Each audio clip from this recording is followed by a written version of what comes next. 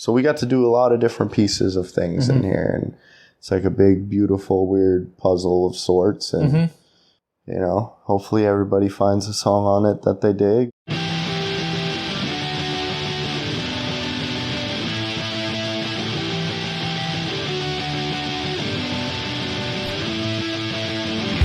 Hello and welcome to Where the Living Room Used to Be, a podcast about Rhode Island's music scene.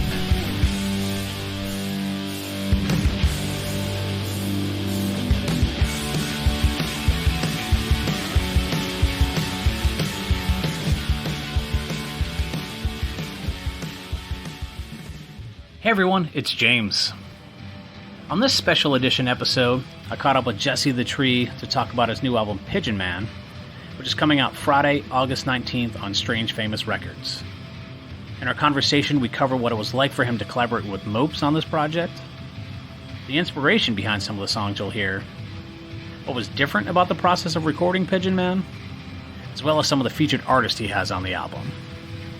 Speaking of that, listen to the end because Strange Famous was kind enough to let me premiere a brand new track by Jesse the Tree that features Sage Francis.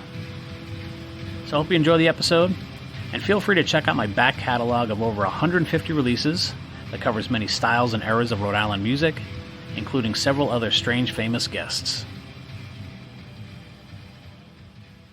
Jesse the Tree, thank you for getting back together and just talking about your new record. Absolutely, man. It's a pretty exciting new release you have coming, and I just really want to kind of focus on that. For those that don't know, Jesse and I talked, I don't even know, maybe a couple of years ago now. Pandemic, start of the pit, maybe 2020, I guess. But yeah, check that out to learn more about your background and into hip-hop and some of your earlier stuff. But yeah, this new release that you have coming out is going to be your debut full-length with Strange Famous Records. Yeah. Can you talk about what that experience has been like for you, from your last full-length, more independently done? You've done a lot of other EPs and stuff, but now being on Strange Famous, what has that been like for you over the last couple of years? Yeah, it's been wild. I mean, the last full length was Space Tomatoes. I don't even remember 2020 or late 2019, and that was a whole bunch of different producers and just kind of a collection of stuff that I had recorded and felt fit well together. But this was more with Strange Famous. Mopes produced the whole thing. A lot of stuff was kept within the crew. I have a couple features, some local ones, and then some people off the label, but a lot of stuff done with Mopes. The song with Sage on there. So it's a wild feeling for sure, because it started really at the beginning of the pandemic, and it is now coming out now. A lot of edits to it that I've made, with my writing, and I think it tells a good story of my progression from those times, kind of how my style has changed in a bit, but it feels very special to me, definitely, and seeing how far my friendships have come with some of those guys too, means a lot to me too. So I think it's an experience I'll always remember in terms of making an album, and I think it'll stay near to our hearts in that way. And I'm happy for Mopes too, because it'll be another piece that he's put together, and he's been on a serious role, and so it was a very cool experience, and I'm just ready to make some more now. And I was on to the next one. What's the name of the album? So it's called Pigeon Man. Pigeon Man is kind of and that went through a bunch of different names with the album too, but I stuck with that one. With Space Tomatoes too, I was just like, I'm going to ask my mom what she thinks. And I told my mom a few, and she was like, I like Pigeon Man. And it's kind of always been like an alter ego alias for me. I kind of deliberated making that my rap name before deciding on Jesse the Tree. Yeah. And it's kind of like allegorical with Pigeon Man from Hey Arnold, that show on Nickelodeon. Oh, yeah. And kind of who he was as a character and how I relate to him. And just the symbolism of birds as well has always kind of been a continuing thing in my music. So that felt good. And I was happy with that. And I referenced it in a lot of songs too. So I was happy with that title and stuck. Cool. And from your experience, like you've been featured on a few of Mopes tracks, some other Strange Famous related releases prior to this one. How has that response been? Or have you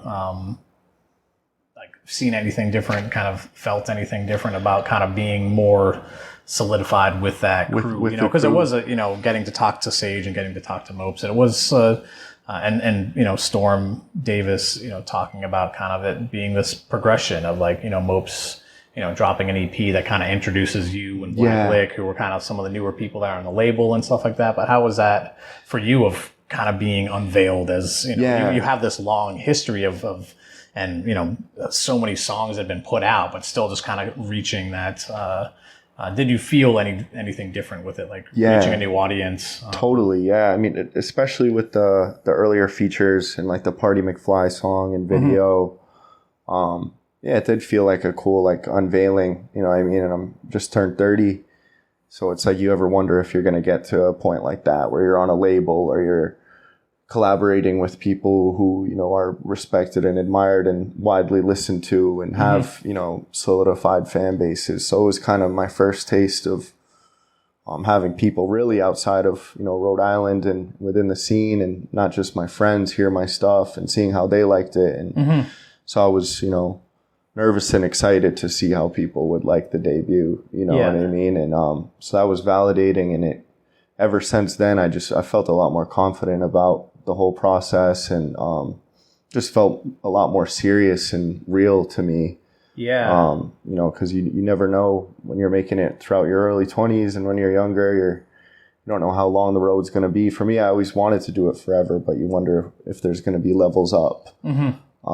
So really, from those EP features and stuff, and then extending outwards, just making a lot more peer connections and friends in the scene. And just, it's been a really cool experience. And then making songs with other people on different labels and collaborating with them. And so it's been a major change, and it just feels like more of a serious part of my life, a daily part of my life now that I'm, a musician. And instead of just I do this and I hope somebody's listening somewhere. And now it's now people are kind of listening. And so it's cool. It never really hits you full. It never really hits me fully. You know what I mean? And I don't know, it's funny. It's just something I love to do. So for people to share that with me is cool, because I couldn't imagine life in any way, shape, or form without writing and singing and rapping and being involved with this. So it's a cherry on top, and those guys have been awesome at making me feel included and heard and respected, and it's what you dream of when you're first start doing this as a kid. So exactly. Yeah, well, the new record is fantastic. Thanks for letting me check it out. I can let everyone know that you're going to get your money's worth. It's 14 tracks. Just the variety of sounds. I mean, you kind of even just mentioned with it that it seems like you've pushed a little bit farther. You're in some different pockets than, but it's still you. It's still you. Obviously, the content that you want to bring out, but it has that sound, and it's recognizable. It's not like this major turn, which can happen sometimes when people move to a label, that there's certain things that they want and expect, and this is not that. If you've been following Jesse, you're gonna love this new album. But before we kind of get into some of the songs, just you talk about the recording process for this. You mentioned that Mopes produced it entirely. He's a Rhode Islander, but he's not located here in Rhode Island. All these different features. Obviously, the pandemic has allowed for people to do this internet creation that seems so foreign when Postal Service did it, however many years ago. But now it's kind of commonplace. But what was it like for you? Like, where did you record your vocals, and where was this stuff done? Everywhere. Oh, really, yeah. really everywhere. I mean, like, so I started writing it in the beginning of the pandemic, and obviously, you know, everything was shut down, so I didn't get a chance to record it really at a studio for a long while. I was experimenting with recording at home. I wasn't any good at mixing. I just now started really figuring out how to record at home.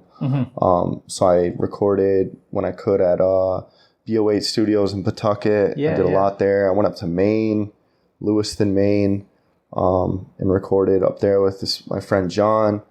I recorded with Dan Pomfret from Toad and the Stooligans. Right, yeah. Kind of everywhere. And I kept, you know, I was being really picky with my personal takes and stuff and trying to get them a little sharper and better. And then with the features, it was, you know, a lot of those we couldn't meet up in person. So sending it through the internet, and it's crazy. I mean, I really respect the job of the people who mix and master records, because it's just like you're sending them a whole mess and they got to clean it up for you and make it sound cohesive. It's make one it thing sound if it's cool. like in the studio and it's their own, you know, sound that goes across the entire recording. But if you're taking these pieces and you don't bits and pieces, and I mean, even 2 years ago when I started it, I would just get the file and send it over, and I didn't even know like how to separate everything and get it placed neatly for them. So everybody was very patient and kind to me in the process as I tried to figure out what all the technology and terms meant. So it feels like it, you know, traveled all over the place really with recording. And then, you know, I drove Mopes crazy for sure, because I would be like, all right, he'd be like, all right, we're done. And I'm like, let me just change one of these verses. I don't really like that anymore, because it was, you know, almost 2.5 years of making an album. So some of the things I was saying 2.5 years ago, I was like, I can do a little better than that. Like changing the lyrics a little bit? Yeah, changing the lyrics, or even, you know, a cadence or something, or just like having a stronger voice in some parts, or just a lot of the little things. So it's like a very fun Frankenstein type project for me, which is kind of how all my stuff ends up being, because I'm a bit scatterbrained. So things just kind of are crazy, and then boom, they're out, and I'm happy because at least it finally came together. So it traveled a lot, and I remember getting the masters back and being like, oh shit, okay. We did it. I managed to do my part, and then these guys put up with it, and and now we made it to the finish line. And there's definitely some songs I'm really excited about on that for people to hear, because not a lot of people have heard it so far yet. So what are the ones that you'd my favorites? Shout out, I would say that the title track, Pigeon Man, I like that one a lot. I have a soft spot for all of them. You know what I mean? Like there's the Shakedown Street, the first track. I was able to do a music video in Paris for that one. That's gonna come out. Oh, nice. I forgot about that, and I just filmed a bunch of stuff on the phone and sent it to Mopes, and he kind of edited it and made it into a video. So we got some cool, just like in front of like the Louvre and the Eiffel Tower and stuff. So it's pretty funny, because I never in a million years thought I'd do a music video in Paris, let alone, you know, be hanging out there. But so we got a couple music videos for it, and it's gonna feel like a nice release and relief for it to be out and have other people listen to it instead of me, you know, psychoanalyzing it. Like at least when it's there, you're like, this is done. I can't take it back. Exactly. You know? Just, you know, it's like submitting that, you know, final paper. Yeah, exactly. You could go back and edit it. Of it now. You figure it out now. I'm done looking at this thing. And so I'm excited for that feeling. Talking about Mopes, so like, how was it working with him? And like, was this more of a collaboration with him since he was such a part of it, or it was like my most the beats? Like how? I guess what was that process like for you of creating the songs? Like, was he just sending you a bunch of beats and then you would kind of write to that, or how did that all kind of really come about? So it was definitely like my most involved and immersive and collaborative experience with a producer. So I talked to Sage in the beginning and he was like, yeah, I think Mopes is going to, I don't even know if he was going by Mopes then, but he's going to send me prolific. like a folder of beats, go through and see what I like. And then he kind of went through those, and then he would send more along the way. We'd take some out, put some in, kind of piece it together. But it was, super collaborative. I was, asking him for advice with stuff. He was asking me what I wanted to hear in some of the beats. Okay. Oh, so he was even kind of tweaking some of the stuff and writing to what you were hearing. Yeah. Cool. More towards the end, and now that's where our relationship, our working relationship is now, is like fully collaborative in the stuff that we do.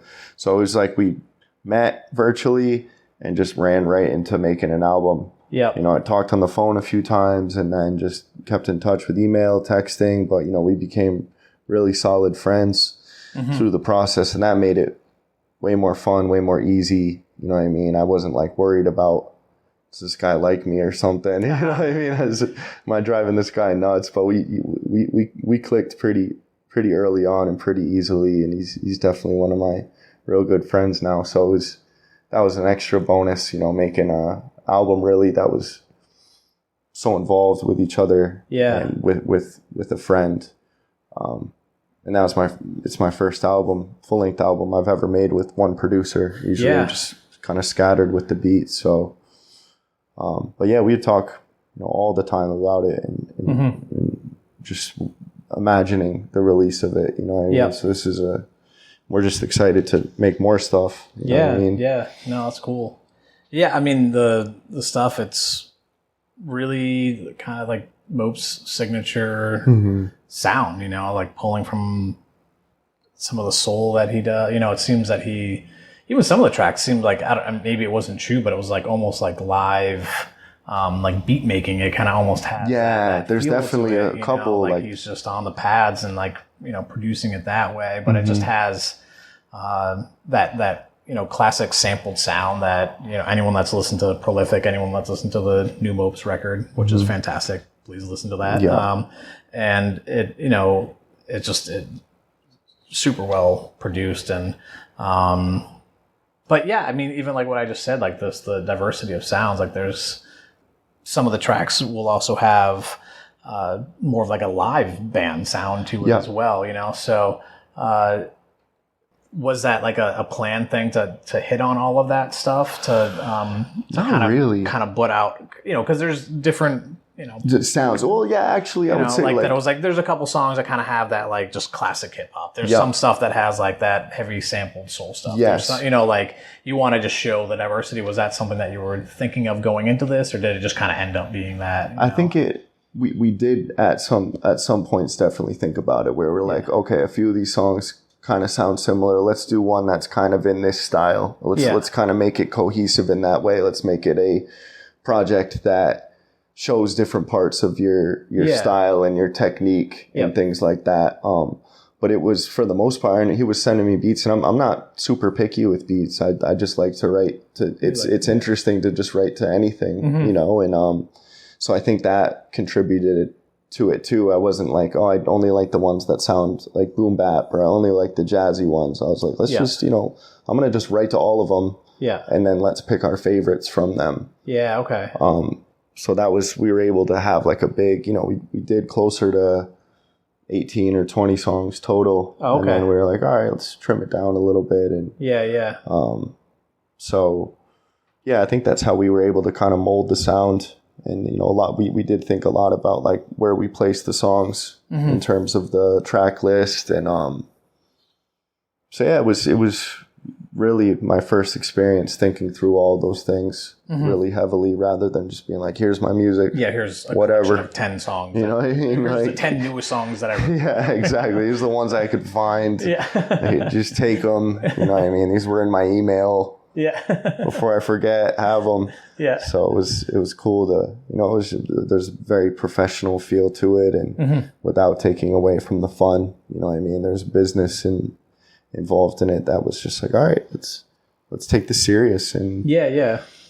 And yeah, I mean, it's you. I've been fortunate to know you for several years now, and just a huge fan of your music. With this album, it's you. Like, there's a lot of basketball. There's a lot of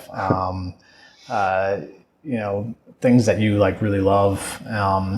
But probably the stuff that really kind of stuck out to me is I truly appreciate you writing about things that are just really relatable. So like Miss Tonin, that song, and just try, I'd love to have you talk a little bit more about it, but from, hearing it, just trying to, remove the stigma of depression and what can kind of be tied to that. Like, it just, maybe it's not universally identifiable, but it just, it's much more widely identifiable than some other things. And, again, just when we talked about Space Tomatoes, talking about that experience of being with your grandmother, and that type of stuff. Again, there's not a lot of rappers. Maybe I'm listening to wrong rappers or something like that. Maybe you're like, actually, James, or I can give you a list of people that are talking about this specific stuff. You haven't heard of Grandma Core. But, like with Miss Tonin and just those types of things, just talking about like real life stuff, talking about these things, just using your voice, your platform to put a little bit of a spotlight on this, and so hearing something like that on this record like really mattered to me. Oh, that's awesome, man. But yeah, I mean, can you talk a little bit about some of your writing with that specific song, or just some of the other things that was stuck out? And I think too. I'm my writing, like you said, it is very me. You know what I mean? So I don't do a lot of like conceptual songs. I don't do a whole lot of like. Because I'm just from one line to the next, I could be like, hey, I like basketball. And then, whoa, look at that, spaceship flying by. And then I love my mom, so and I kind of just lean into that. Like, that's what I like about writing. It's just, I'm just going to write random stuff that I'm kind of thinking, and then make it go together and make it go on the beat. But I just want to say whatever I want all the time. So it's harder for me to write conceptual songs in the same way that it's hard to, focus on one topic if you're like writing a paper or something. You know what I mean? Because you have to know what you're talking about to talk about concepts and everything. You don't want to sound silly. And it's hard to just stay on that the whole time. Like, I got to make all these words rhyme about this one thing. Damn, like I can't just randomly take off on another route, But yeah, that one was probably, I haven't really written a song like that since. And it was something, that's near and dear to me. And especially when I was writing it, there's just feeling heavy and just wanting to try to put my hand in that concept, that area, that like, just to talk about, masculinity, depression, toxic masculinity, male conditioning, you know what I mean? And work my way through it in a song, really. And, try to be like sort of playful and then, compassionate at the same time. And so the first verse is really more about depression. And then the second one is about like trying to remind men that it's completely normal, and we need to empathize with each other and allow ourselves to ride the waves of emotions in order to take care of ourselves and take care of each other.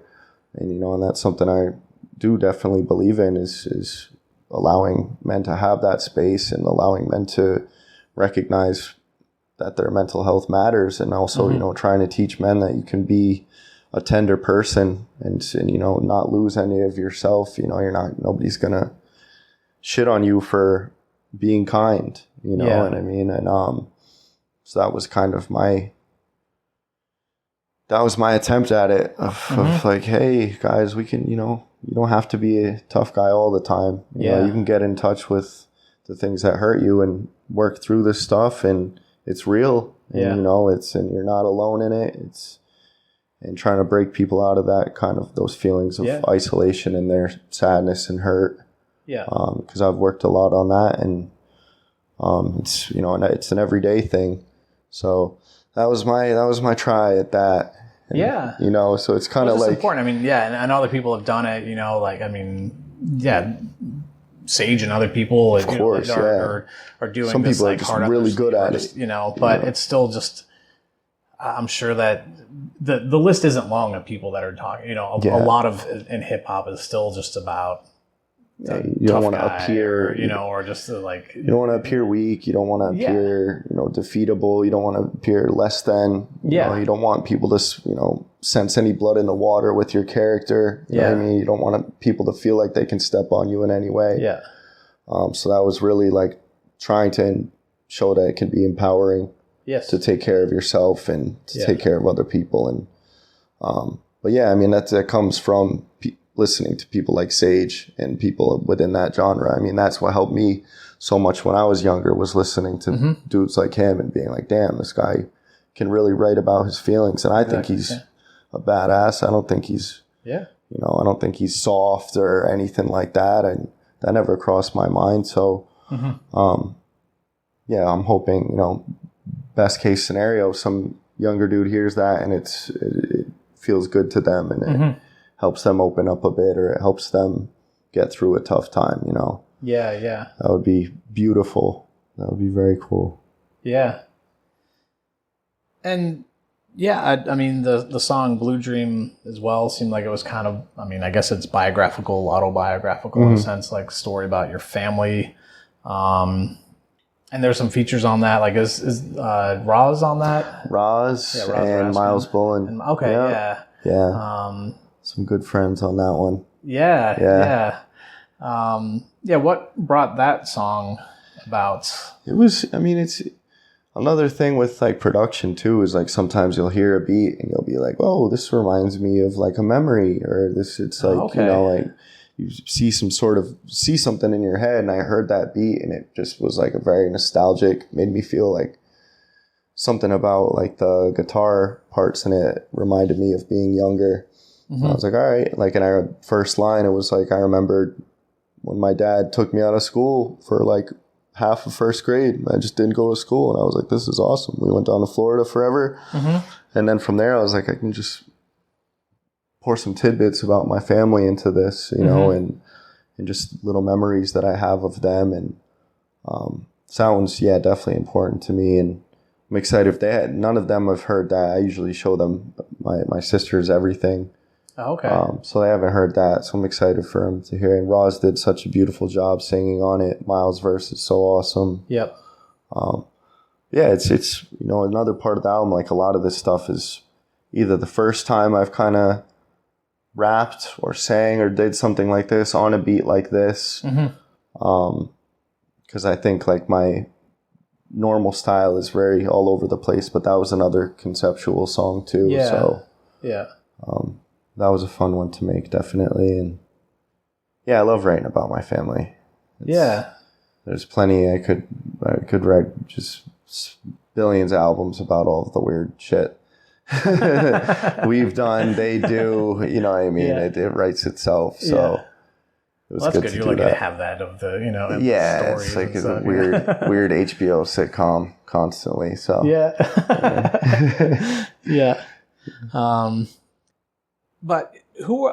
We just mentioned Roz. We mentioned Miles. Who are some of the other features that you have on the record? So obviously, Mopes is on a few songs. Oh yeah. He features as an artist on a few songs. Got Prem Rock, my really good friend from New York. Yeah. Who's been just on fire in every way, like just really elevated. I remember I met him when I was really young, 19, 20, playing at Aurora together. Oh, nice. And we just hit it off really quick, but didn't talk too much in the first couple of years. Played some more shows, then did a couple tours together. He's one of my really, really good friends now. I'm so happy I was able to get him on there. And, we're working on some more stuff too, but that was one of the first people I thought of to put on the album. So he's releasing something with his group Shrapnel, him and Curly Castro, right around the same time as this. So it'll be a nice big little family release party type deal. Then who else? I got Dirty. Ice and Lord Graham on there, which was really happy. I remember watching them when I was a kid, coming up here and seeing them play. So that was meant a lot to have them on there. Early Adopted, another dude from Strange Famous. Yeah. It's a good friend of mine. And then Sage. Sage is on it too. Cool. And that's one of my favorite songs on there is the one with him. And that's, the coolest shit ever. I never thought I'd ever make a song with Sage. So worked out, and hopefully we'll do some more. But that was hard to believe that was real at first, and then you're trying to play it cool. Like, oh, Sage is gonna do a song? Okay, better not fuck this up too bad. Did he just send you an email? I was like, hey, I think I'm gonna do want to do a verse on your album, and you're like, yeah, okay, yeah. Well, send me the verse. I'll let you know if you can. I was like, I guess I don't know. We'll see. We'll see if we can fit it in there. Yeah. No, but that was one of the last ones we got done for the album, and which one is that? It's the Bigger, Badder Wolf. Cool. Yeah, so he goes bananas on that one. Yeah, had to try to keep up with him, and, but it's cool. I mean, my sisters are both huge Sage fans, and I was a little ass kid listening to him growing up. So it's, like I said, all part of that crazy lore that if you keep going at it and keep working to get better and get serious about it, you can, some of it comes true, and then you get to just do it for as long as you want.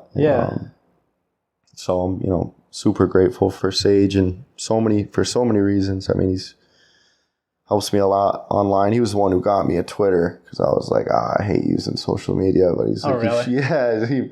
So he was running my Twitter for like a couple of days, helping me out. And then I was like, all right, I'll do it. And now I love Twitter. I'm kind of addicted to it. It's the only one I actually really liked because you can just say whatever on there, and, I don't have to post any pictures of myself. It's not Facebook where everybody's fucking crazy. And it's just Twitter. Nobody really even knows I have one, but that's true. I don't know. Yeah. It's just all like, I just follow other hip hop artists and musicians. Yeah. And, so that I'm thankful for that. As I've made a lot of songs just from having a Twitter now and just talking to people through there. So that was a really cool avenue to take.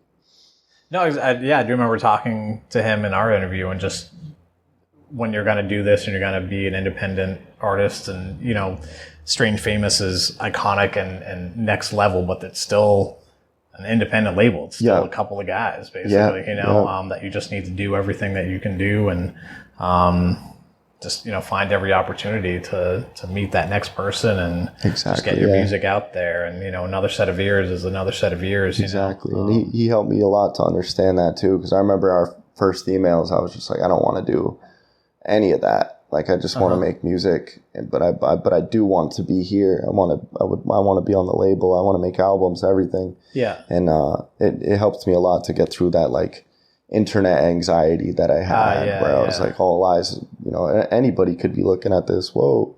But now I don't really give a shit now. I'm just like, here, I'll spam, listen to my album. Boom. Well, especially for you. I mean, it just, like in that context, it's like, you are the what people want access to, Yeah. And, I don't know. I guess I'm just at least lucky of most of my social media is through sharing other people's stories. Yeah. And probably not a lot of people know too much about who I am. You'd be surprised. But I'm in that place too. Like, I don't know what people want to. Yeah, but it's what you have to do. People just want to have access. They want to know. It's necessary.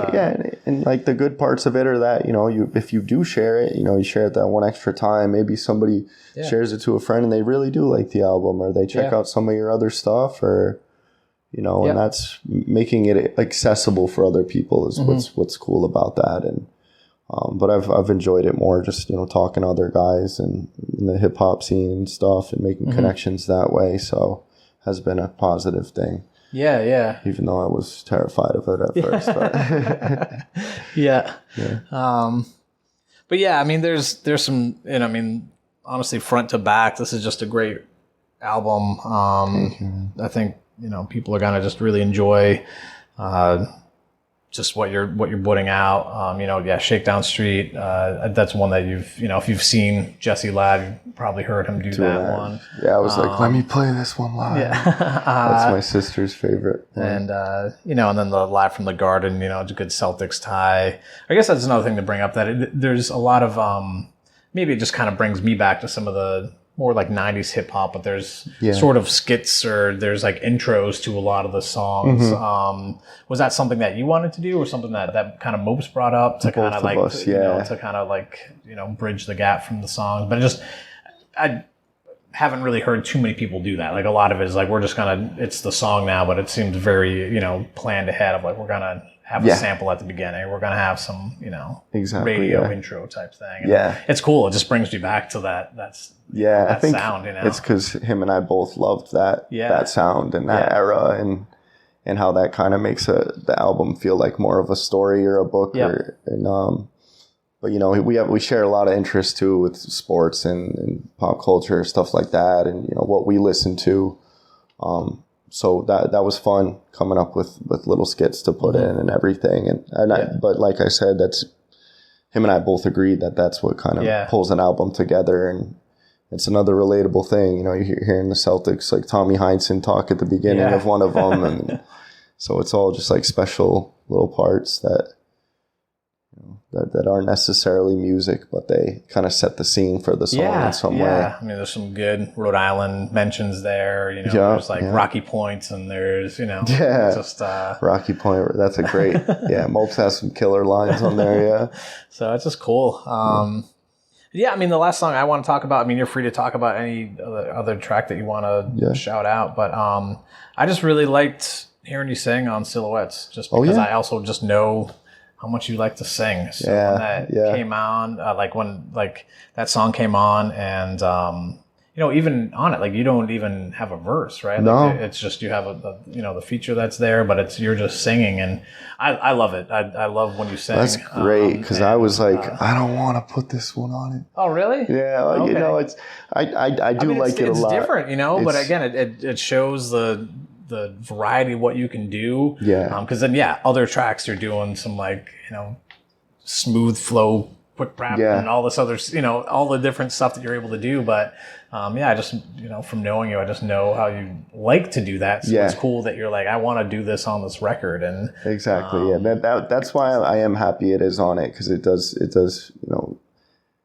if I wanted to at least get to sing on one of them. And, I love singing, especially playing live. I always try to sing at least a little bit during my set. And, I'm definitely just as passionate about that as writing and rapping. I love to sing. So that felt like a good beat to do it on. And, I definitely hope to do, I'd love to put out like a little EP of just singing on stuff someday. But, I'm glad you liked that one. Because I was a little nervous because it's a little out of my comfort zone on that one. But that's like a lot of the songs on the album is a lot of stuff I wouldn't really typically do.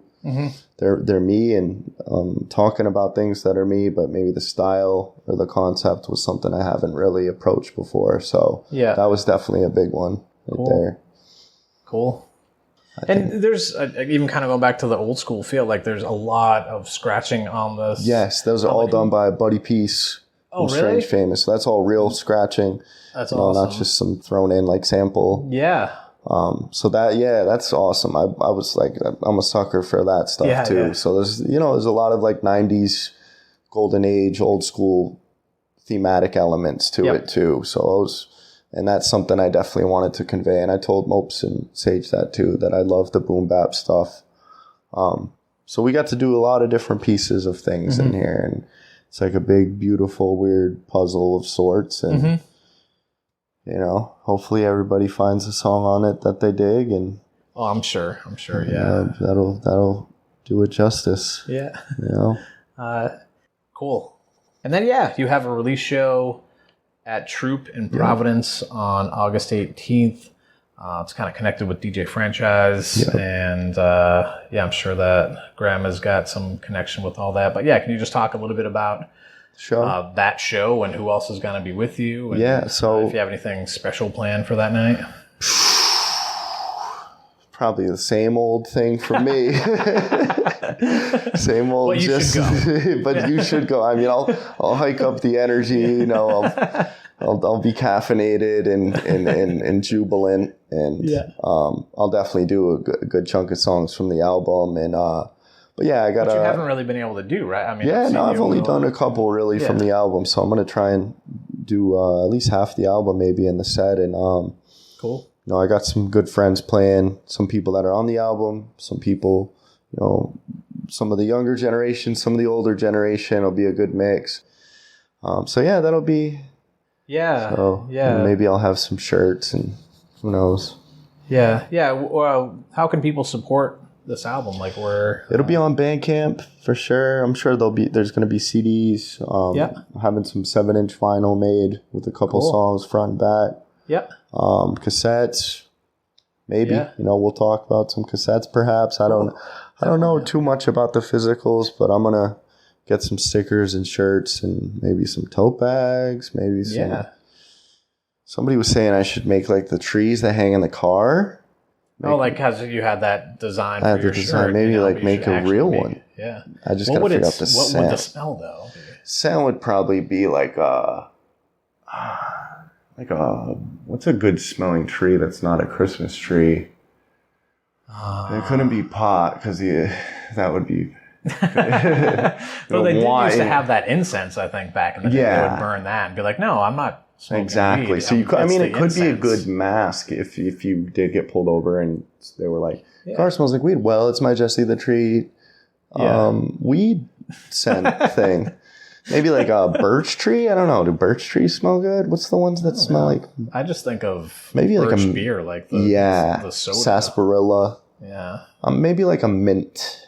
All right. You know what I mean? Like a nice, like not too overpowering. Yeah. Like a subtle mint. It's like a floral mint.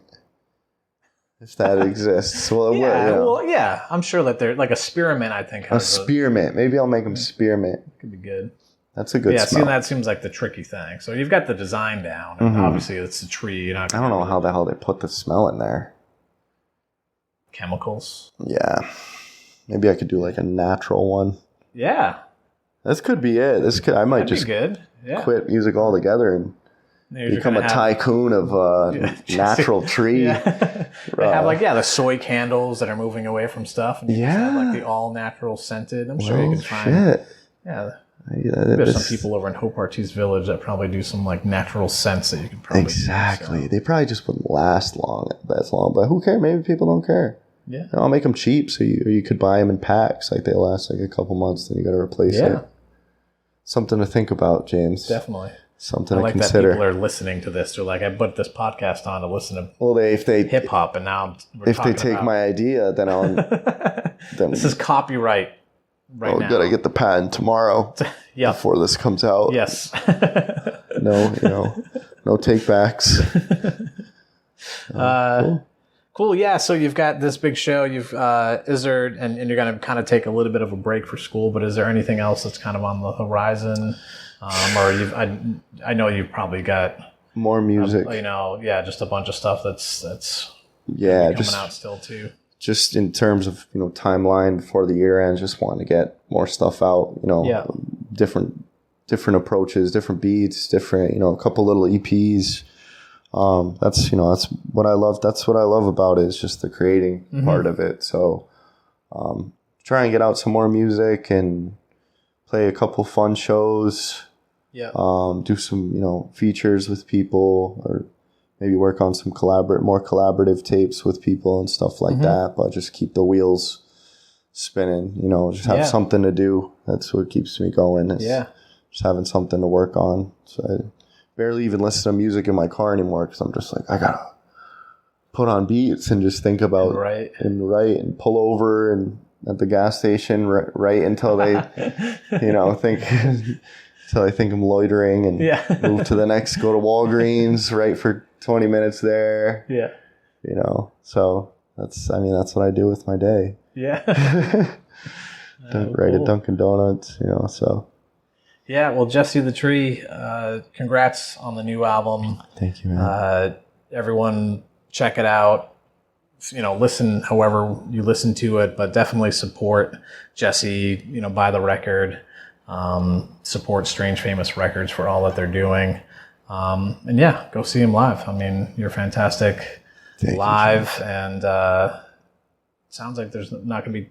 You play a lot. You've been playing a lot this summer, but it sounds like that's kind of winding down. So definitely take these last couple of opportunities. Gray hairs are coming in, Oof. James. I got like 20 in the last couple months. So yikes! Silver Fox era is coming. It's gonna be cool though. Hey, L into that. Is that good? Oh yeah. I mean, I hope so. Like diet gray. Oh, she's all about the silver stripes. Cool. Yeah. All right. Well, Jesse, thanks for talking about Pigeon Man. It's a fantastic record. Everyone enjoy it. And thank you, James. Shout out where the living room used to be. You guys know the deal. James is the best. He bought me some chicken before this, and yeah.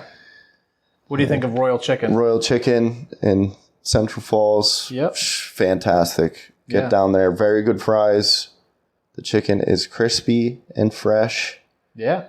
And I feel good. I don't feel it's groggy. Not super heavy. It's really it's nice good. and light. Yeah. Cool. All right. Yeah, thanks, James. Thank you so much for listening. As promised, here is Bigger, Badder, Wolf by Jesse the Tree featuring Sage Francis. It's truly an honor to get to premiere this track, so hope you enjoy it, and please pick up Jesse's album Pigeon Man at strangefamousrecords.com.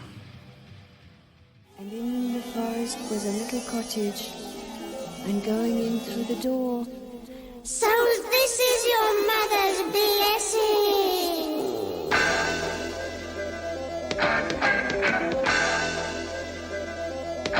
I walk the walk of a lumbering monster. It is one with imposter syndrome. Talk to my mama though. I am not just big bone, nuh-uh. I am a critical miscellaneous muscle mass with a fleeting memory, defeating my weaknesses with sleeplessness and then feeding off of the energy. A blind-sided cyclops, stuck in one-sided arguments. Undecided voters got no time to focus. Somehow found the confidence to proudly announce there are no more aha moments for us to stumble upon. Nuh-uh, you rodents. I know there's something beyond our tunnel vision. Our stunted wisdom. There's something stinking every election year. Bad habits are like jackrabbit. I swear there's more than just the smell of sex in the air. You need to breathe deep before you huff and puff and blow your stinnies. On a reaper's list, abandoned, squatted on home for pities. You want the truth? Any old battle will do. You want the truth? Way too many have acted a fool. You want the truth? We're all just rapping for food. There's always a wolf that is bigger and badder than you. Hate to shatter your view. Bigger, better, wolf. Bigger, better, wolf. Bigger, better, wolf. Look, I got a story to tell. Morning glory, hard shining through the poisonous cell. Church bells harmonizing with the chorus and hell.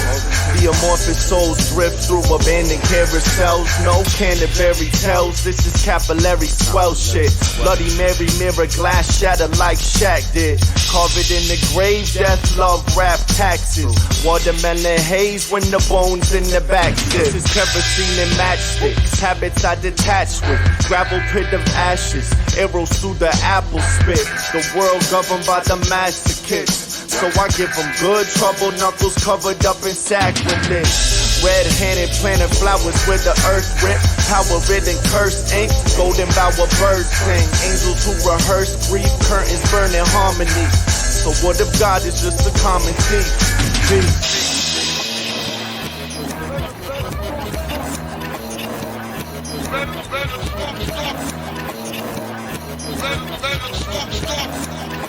Let it stop, we're bulletproof.